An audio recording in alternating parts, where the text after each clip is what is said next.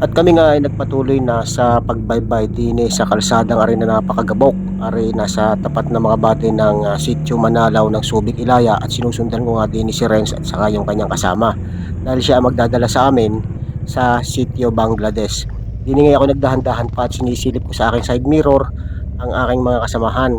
Yung dalawang tagalipa at yung aking isang kasama na ang aking anak nga. So tiningnan ko, nakita ko naman na may tatlong motor din sa aking likod.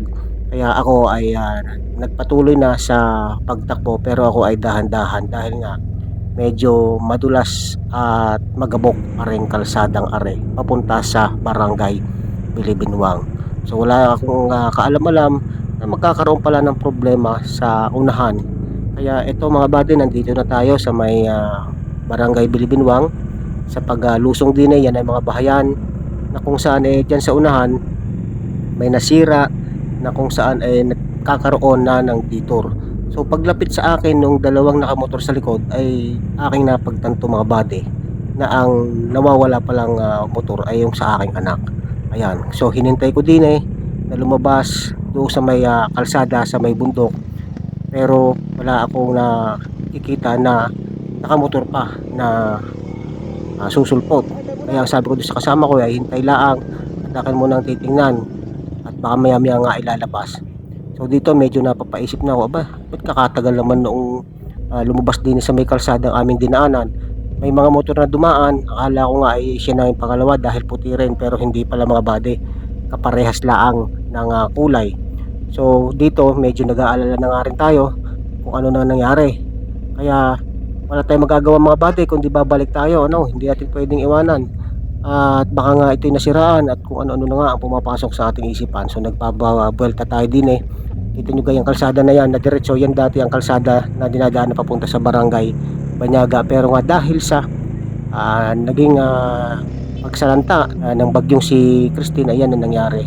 So umahon na ako din sa may kalsada sa may gilid ng bundok at binalikan ko ring kalsadang aming binaybay kanina papunta nga dito sa Sitio Manalaw ng Subic Ilaya. Kung pagkakagabok naman talaga mga bade, kainaman na, pero kung wari tag-ulan sigurado putik naman ang kalaban natin. Ito nyo naman kung gaano kadami ang tumpok ng lupa, abo at kung ano-ano pa din sa gilid ng kalsada papunta nga sa Sitio Manalaw. So wala pa rin tayo nakakasalubong na nakamotor na kulay puti. Ay aba, ay ano na nangyari. Pagdating nga din sa Sitio Manalaw mga bade, ay wala pa rin akong nakikita na nakamotor.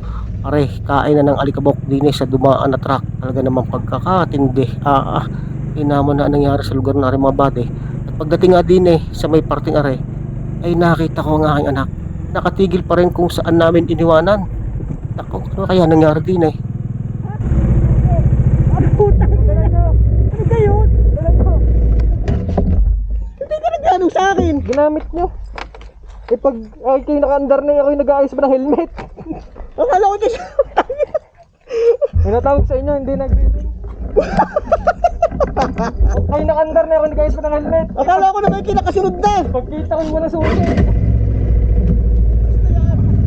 Ay walang Diyo, anak ng 77 kuba, ay wala steak, ay nasa akin pala ang susi. Ay paano ga naman na rin makakatakbo? Ay nalimutan ko kanina nga pala aking hiniram at binuksan ng top box, ay naibulsa ko pala mga body susi. Akala ko